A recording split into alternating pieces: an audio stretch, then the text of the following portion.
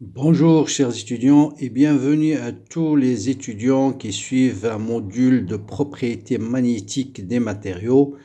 Dans cette vidéo, je vais parler du paramagnétisme et on va parler du paramagnétisme, l'étude quantique du paramagnétisme. Et on va élaborer ce qu'on appelle la théorie de Brillouin. Donc on va essayer de démontrer l'expression, que devient l'expression de l'aimantation lorsqu'on traite les moments magnétiques du point de vue quantique.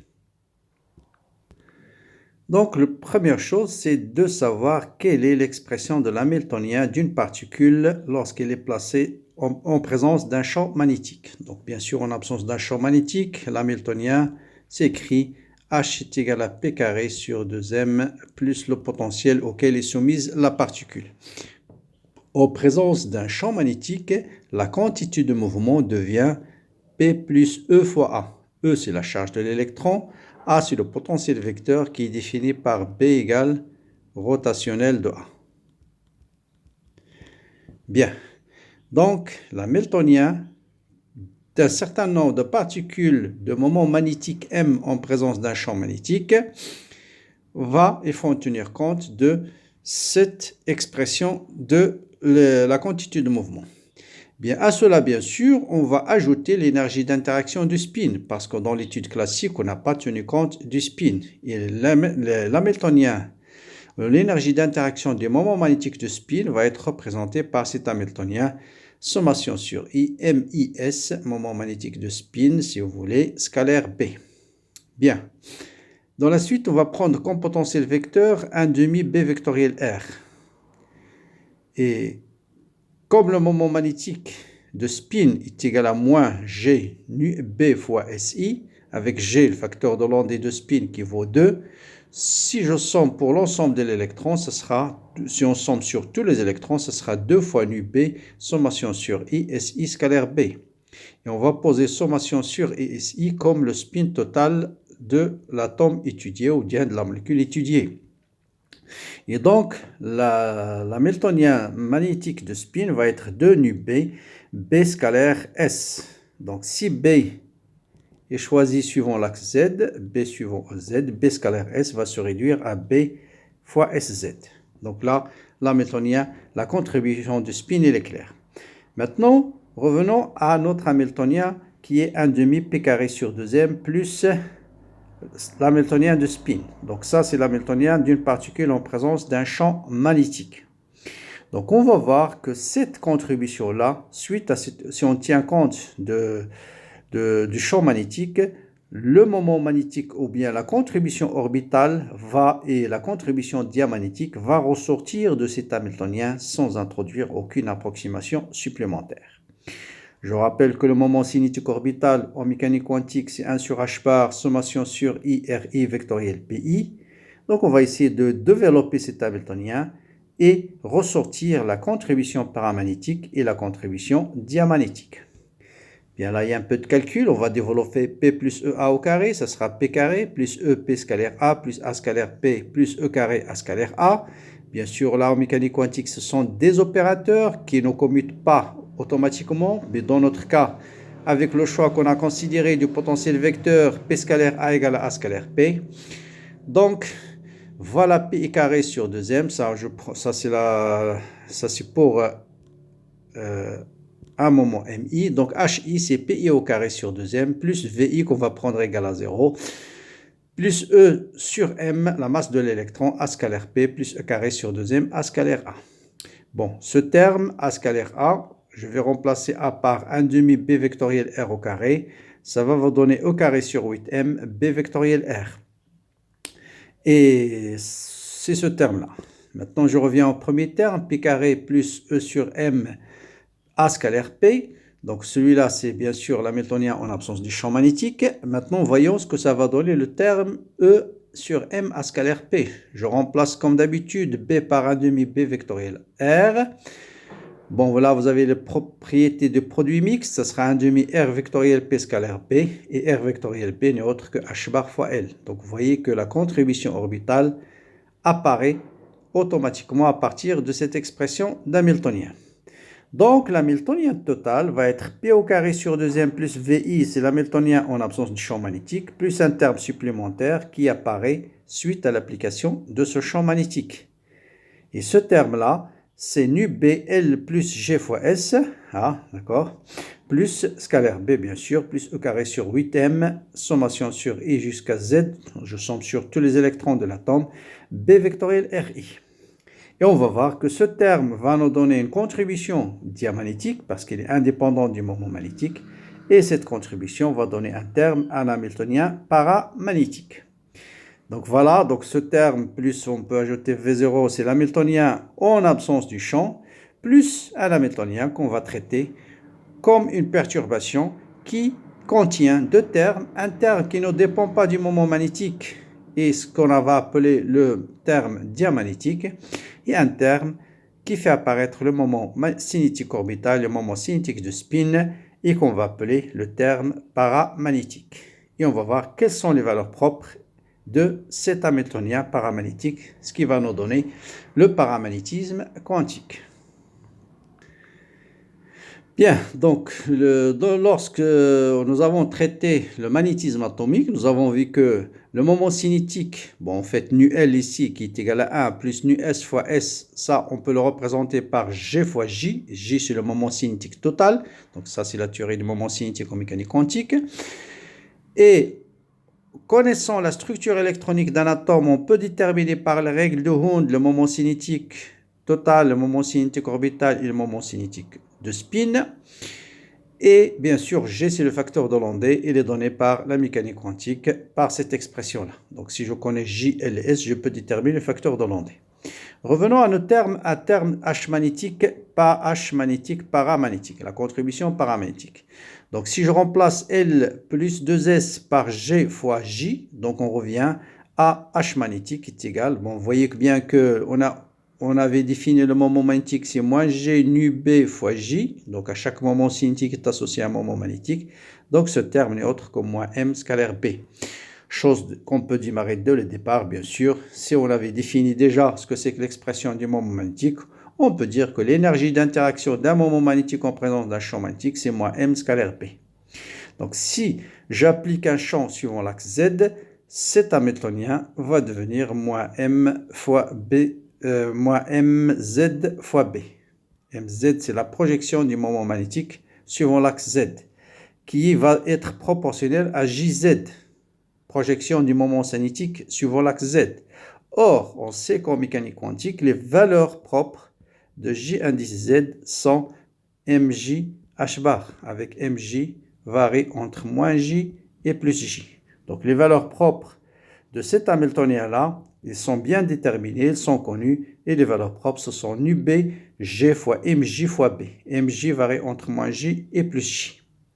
Donc là, ça nous facilite la tâche parce que les valeurs propres sont connues de cet hamiltonien, donc on va déterminer directement. Donc voilà, en définitive, voilà l'expression de l'hamiltonien. Donc ça, c'est l'expression, la relation entre le moment magnétique et le moment cinétique de spin. Et les valeurs propres de cet hamiltonien sont nu B, G fois mj fois B. Juste un petit problème de notation. Donc si vous prenez M est égal à moins G fois E fois gamma, donc le rapport gyromagnétique fois J, dans ce cas les valeurs propres de JZ, ce sera mj fois h bar. Mais si on prend M, c'est moins G nu B fois J, les valeurs propres de JZ, c'est nu comment mj avec mj varie entre moins J et plus J. Bon, c'est juste, certains livres on utilise cette notation, d'autres on utilise cette notation. Donc si je prends par exemple un J5,5, vous voyez bien que les valeurs propres, les énergies sont moins 5,5 nu B fois G fois B jusqu'à plus 5,5 nu B G fois J. Donc les valeurs propres sont quantifiées de cet hamiltonien-là. Bien. Si on veut déterminer, si je prends un 2 spin 1 demi, tout simplement le cas d'un spin 1 demi, vous allez voir deux valeurs possibles de l'énergie, mj égale à plus ou moins 1 demi, donc ça sera, et comme g est égal à 2, donc les niveaux d'énergie, ce sera plus nu B fois B et moins nu B fois B. Donc si on trace cette énergie-là, cette fois-ci en fonction de B, donc ça sera, donc ça en absence du champ, en présence du champ, ce sera nu B fois B, et l'autre, ça sera moins nu B fois B. Et vous voyez bien que la différence d'énergie entre les deux niveaux, c'est ce qu'on appelle les niveaux Zeeman, augmente au fur et à mesure qu'on augmente le champ. D'où l'intérêt de travailler avec des forts champs magnétiques pour avoir plus de sensibilité. Pourquoi? Parce qu'on va voir que pour des champs de l'ordre de 1 Tesla et pour un spin 1,5 par exemple, si on calcule la différence d'énergie entre ces deux niveaux, elle est très faible. Elle est de l'ordre de 1,34 K. Donc ça veut dire ce sont des niveaux d'énergie qui sont thermiquement activés. Donc pour déterminer l'aimantation, nous allons appliquer comme ce qu'on a fait en études classiques, la statistique de Boltzmann. La seule différence ici, qu'au lieu d'utiliser l'intégrale, parce qu'en classique, le moment magnétique peut avoir toutes les orientations possibles, là on va utiliser la sommation. Parce que vous avez vu que le moment magnétique ne peut avoir que des valeurs bien déterminées, plus ou moins entre moins mj jusqu'à mj pour le moment cinétique, et pour le moment magnétique, c'est moins g nu b fois mj jusqu'à g nu b fois j. Bien. Donc la seule difficulté, c'est de calculer la fonction de partition. Parce qu'une fois qu'on a déterminé la fonction de partition, on peut déduire pas mal de grandeurs physiques comme l'énergie, valeur moyenne de l'énergie, l'aimantation, chaleur spécifique. Toutes ces grandeurs dépendent que des dérivées, soit première, soit seconde, de cette fonction de partition. Donc on va la déterminer dans notre cas. On a 2J plus 1 valeur pour l'énergie. Donc c'est moins E sur KT avec l'énergie, c'est nu BG fois MJ fois B, avec MJ varie entre moins J jusqu'à plus J. Donc il faut sommer tous ces termes-là entre moins J et plus J. Bon, pour calculer cette somme d'une façon simple, je vais poser X est égal à J, moment cinétique total, fois G fois nu B fois B sur KT.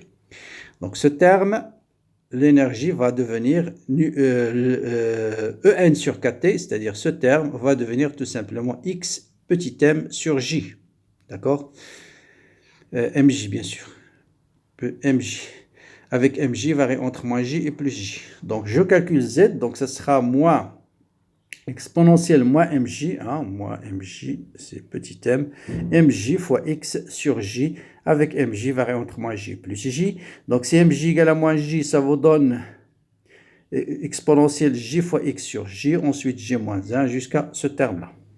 Donc ce terme, donc J sur J c'est 1, donc, et là J moins 2J c'est moins J sur J c'est moins 1, ou bien je factorise par exponentielle X, ici, ce terme, je factorise par exponentielle X, va donner 1, voilà ce terme avec celui-là, ça va vous donner toujours exponentielle X, il va vous rester moins X sur J, celui-là avec celui-là va vous donner exponentielle X, il va vous rester moins 2X J sur J, et là on fait apparaître somme d'une suite géométrique. Donc vous voyez bien que ça c'est 1 plus exponentiellement x sur j plus exponentiellement x sur j à la puissance de j. Donc c'est 1 plus q plus q à la puissance de j. Donc la sommation bien sûr c'est 1 moins, ça c'est 1 moins q à la puissance n plus 1 sur 1 moins q. Donc ça sera 1 moins exponentielle moins x facteur de 2j moins x sur j à la puissance de j plus 1, ça c'est le nombre total de termes, sur 1 moins q qui est 1 moins exponentielle moins x sur j. Et c'est très classique, si vous avez 1 moins exponentielle θ, en façon générale, sur 1 plus exponentielle phi, pour l'écrire sous forme d'un exponentiel, il faut factoriser par exponentielle θ sur 2, et là vous factorisez par exponentielle phi sur 2.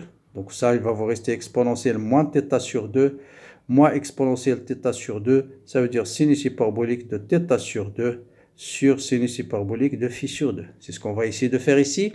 Factoriser par la moitié de ce terme. Ah, voilà la moitié de ce terme. Ça vous donne exponentielle θ moins exponentielle moins θ. Factoriser par l'exponentielle moins de termes. La moitié de ce terme, x sur 2j, ça vous donne exponentielle phi moins exponentielle moins phi. Bien. Bon, attachez vos ceintures, il y a un peu de calcul. Donc là, vous voyez bien que ce terme va se simplifier. Donc 2j sur 2j, 2j plus 1 sur 2j, ça va vous donner exponentielle moins x. Donc tout ce terme avec ce terme, ça va vous donner 1. Et ce terme, c'est sinus hyperbolique x 2j plus 1 sur 2j. Ce terme, c'est sinus hyperbolique x sur 2j. Voilà, on a déterminé z, et c'est le plus important. Le reste, c'est du calcul. Pour calculer l'aimantation, il faut calculer la dérivée de l'énergie libre par rapport au champ magnétique. Je rappelle, l'énergie libre, c'est moins 4t log de z. Donc, je calcule le log de z, log de sinus moins log de sinus. Ensuite, je dérive log de z par rapport au champ magnétique. Donc, je dérive par rapport à x. Ensuite, je dérive x par rapport à b. D'accord? Je rappelle, la dérivée par rapport à b, c'est la dérivée par rapport à x. Ensuite, dérive x par rapport à b. Parce que cette fonction ne dépend que de x. Donc, si on dérive par x, ça va dans cette expression. La dérivée de x par rapport à b, ça va dans cette expression. Et en définitive, en remplaçant dans l'expression de l'aimantation, on arrive à l'aimantation mj, nj fois g fois nu b, 2j plus 1 sur 2j, cotangente hyperbolique, 2j plus 1 sur 2j fois x, moins 1 sur 2j, cotangente hyperbolique de x sur 2j. C'est ce qu'on appelle la fonction Bj de x, la fonction de Brillouin, que je vais étudier en détail. Bien, donc ça c'est, voilà, donc ça c'est toujours la même chose. Maintenant, essayons de voir un peu cette étude de la fonction de Brillouin. D'abord, si G tend vers l'infini, on doit retrouver l'étude classique. Donc la vidéo que j'ai déjà traité, le paramagnétisme classique, et on a trouvé même expression, sauf qu'avec une autre fonction qu'on appelle la fonction de Langevin. Donc, si G tend vers l'infini, vous voyez bien que Bg de x, hein, donc là, si G tend vers l'infini, ce terme, il tend vers quoi? Il tend vers 1. Et ce terme, bien sûr, si G tend vers l'infini, donc c'est cotangente hyperbolique de x, moins 1 sur x. Bon, voilà la démonstration faite, voilà. Donc, si G... Pardon. Donc, en effet, bon, 1 sur 2j, cotangente hyperbolique de x sur 2j, hein, ce terme. Donc, ce terme, on a dit tend vers cotangente hyperbolique de x. Il nous reste ce terme-là. Donc, il faut le développer. Exponentielle x, cotangente, c'est exponentielle x plus exponentielle moins x sur exponentielle x moins exponentielle moins x. Donc, si g tend vers l'infini, 1 sur g tend vers 0, exponentielle x, c'est de l'ordre de 1 plus x. C'est ce qu'on a fait ici, 1 plus x. Ensuite, la même chose. Et avec x va se simplifier et à la fin tout ça va tendre vers 1 sur x. Et donc on retrouve bien que Bg de x tend vers la fonction de Langevin de x. Maintenant si x tend vers l'infini, ça veut dire si on a très basse température, donc Bg de x, bon Bg de x, parce que les sinus et les cosinus tendent vers 1, cotangente tend vers 1, parce que je rappelle, exponentielle x plus exponentielle moins x sur exponentielle x moins exponentielle moins x. Si x tend vers plus l'infini, ce terme tend vers 0, ce terme tend vers 0, et ce terme va tendre vers 1. Donc, la fonction de Brillouin va tendre vers 1, et donc l'aimantation va être l'aimantation de saturation. Par contre, si x tend vers 0, ça veut dire qu'on est à haute température, on doit retrouver la loi de Curie. On sait que tangente hyperbolique au premier ordre, ou bien aux deux ordres, c'est 1 sur x plus x sur 3. Si je remplace dans l'expression de Bg de x, cotangente hyperbolique de 2j plus 1 fois x, ce terme-là, je développe, en fait, on fait le développement limité de ce terme et de ce terme-là. Ah, d'accord? Voilà. Et je vous laisse soin sur le calcul, c'est pas compliqué, ça vous donne la fonction de Brillouin, c'est de l'ordre de j plus 1 sur j fois x sur 3. Si je remplace donc dans l'expression de l'aimantation, voilà Bg de x, je remplace x par sa valeur, je retrouve tout simplement la fameuse loi de Curie. En remplaçant B égale à mesure fois h, donc C sur T, avec C, tout ça. C'est une constante de Curie qu'on va voir et va s'écrire à peu près de la même manière que celle qu'on a déjà trouvée par la fonction d'étude classique, avec une nouvelle définition du moment magnétique en mécanique quantique. Donc voilà la fonction de Langevin. Donc c'est B, en fait c'est la fonction de Brillouin pour G est égal à l'infini. Voilà la fonction de Brillouin pour G égale à 1 demi. Pour G égale à 1 demi. Donc tous ils tendent vers 1, 3 demi et ainsi de suite. Bien. Maintenant, je reviens sur cette fonction de cette susceptibilité paramagnétique. On a dit que C sur T, donc constante de Curie, je peux l'écrire sous la forme mu 0 fois N fois P nu B au carré, avec P c'est ce qu'on appelle le moment effectif de bord. Et P, c'est G, facteur de Landé, racine carrée de G, facteur de G plus 1. Et si je pose mu est égal à P fois nu P, vous voyez bien que ça, c'est mu 0 N mu carré sur 3KT. On retrouve la même relation qu'on a déjà trouvée par l'étude classique. Sauf que ici, mu, il ne peut pas avoir toutes les valeurs possibles. Il n'a que des valeurs, bien sûr, qui sont bien déterminées. Donc ça, c'est ce qu'on appelle le moment effectif de bord. C'est ce qu'on détermine, par exemple, voilà un exemple d'un matériau paramagnétique. On a tracé l'inverse de la susceptibilité en fonction de la température. Donc, à partir de la pente, on va déterminer la constante de Curie. Et si je connais la constante de Curie, je peux déterminer le moment effectif de bord, P fois nu P. Le moment magnétique d'abord, et si je connais le moment magnétique, je peux déterminer le moment effectif de bord. Donc, je peux déterminer le moment cinétique de l'atome étudié et donc remonter à son état d'ionisation, par exemple. Connaître son moment,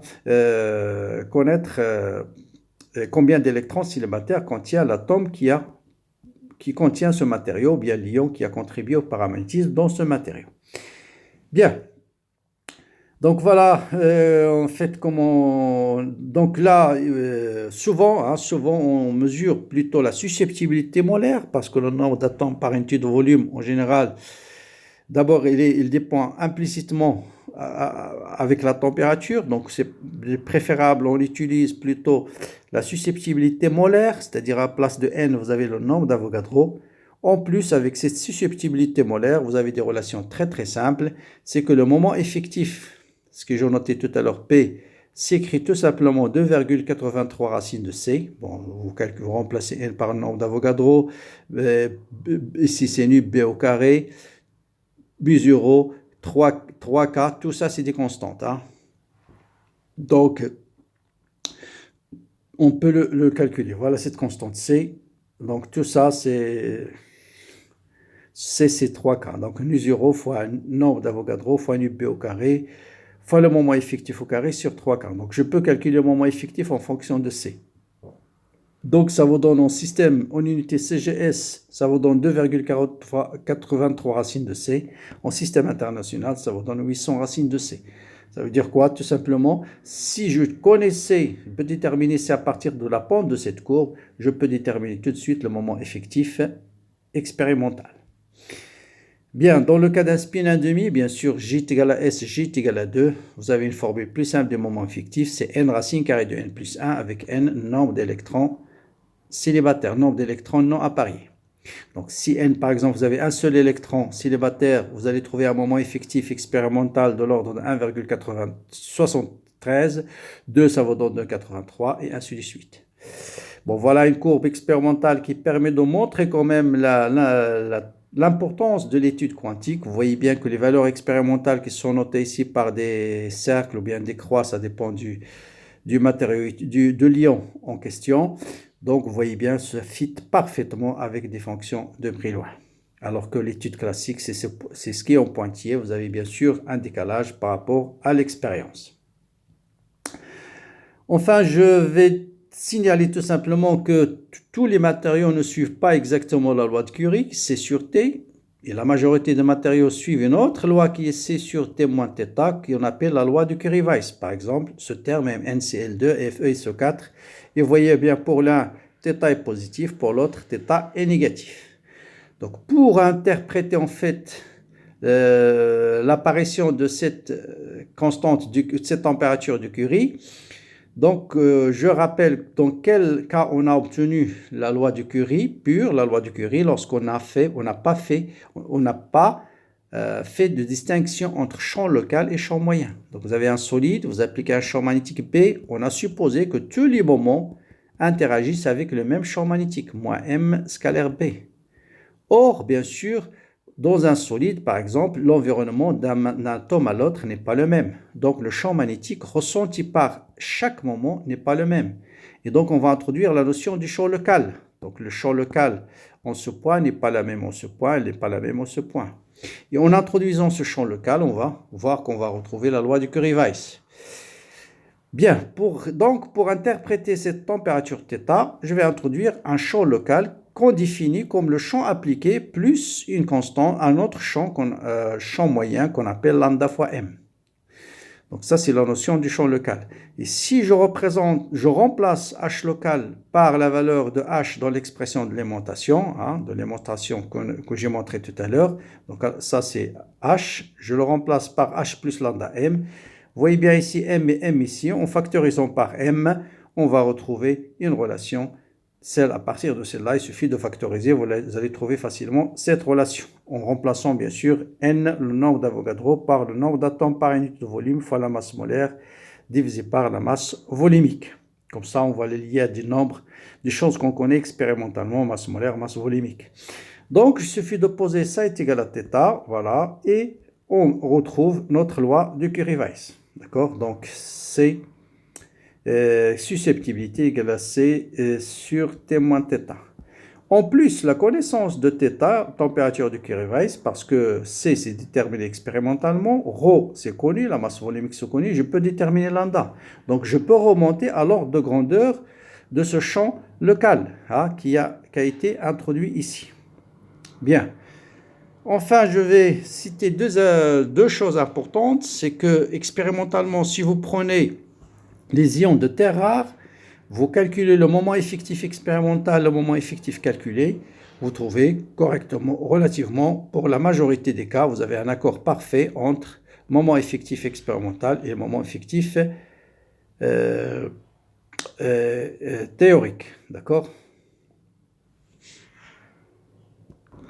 Donc, on voit que le moment effectif expérimental, en tenant compte du magnétisme orbital et du magnétisme de spin, donc ça c'est calculé en tenant compte du magnétisme orbital et de spin, ça colle parfaitement avec la valeur expérimentale. Bien, si on prend les méthodes de transition, vous voyez maintenant, si je calcule le moment effectif en tenant compte du moment cinétique orbital et de spin, voilà le moment expérimental. Vous voyez bien l'accord, il est très très différent. 0,77, 3, 5, bon, 5,6, 5, 6, 4, 5, 3, 3, 1. Par contre, si on recalcule le moment effectif en ne tenant compte que du spin, l'accord devient parfait, presque parfait entre la valeur expérimentale et la valeur calculée. C'est quoi la différence entre les méthodes de transition et les terres rares? Vous voyez que les ions qui contribuent au magnétisme dans les terres rares sont des ions qui appartiennent à des couches internes, qui sont écrantés par les couches externes 5s2 et P6. Donc, ils sont très peu sensibles au champ électrique externe, ce qu'on appelle le champ cristallin.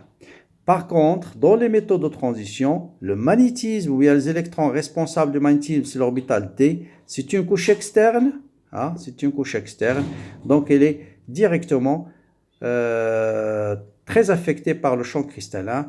Donc la présence d'un champ cristallin permet de bloquer le moment cinétique orbital et ne contribue pas au magnétisme. On parle de quenching of orbital motion, d'accord? Donc le moment magnétique orbital, il est bloqué, ça veut dire il ne peut plus s'orienter et donc ne peut plus contribuer au magnétisme, et seul le magnétisme de spin est important dans le cas des métaux de transition. Donc voilà pour ce chapitre, cette partie sur l'étude quantique, où je me suis intéressé essentiellement au paramagnétisme, comment on retrouve l'expression de l'hamiltonien, comment on détermine l'aimantation, comment on interprète cette aimantation, l'étude de cette fonction de Brillouin en détail, et que devient le moment magnétique effectif dans le cas des terres rares et dans le cas des métaux de transition. Donc voilà, comme d'habitude, très très bon courage, bonne continuation, et bien sûr, je présenterai quelques exercices d'application sur ce sujet très bientôt. Allez, au revoir.